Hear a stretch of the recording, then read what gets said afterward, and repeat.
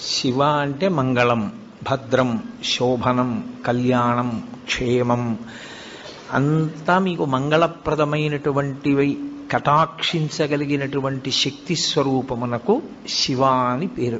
అందుకే శివునకు అమంగళమునకు సంబంధం ఉండదు. అసలు ఆయన ఎన్నడూ అమంగళము చేయువాడు కాడు.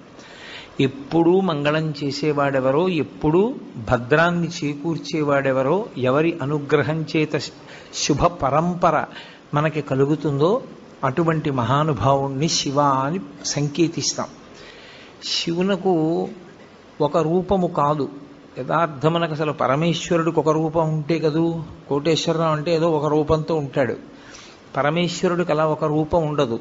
ఆయన చేసినటువంటి చేష్టితముల వలన భక్తులను అనుగ్రహించాలనేటటువంటి ఆయన యొక్క కారుణ్య తీవ్రత వలన ఆయన అనేక రూపములను ధరిస్తారు.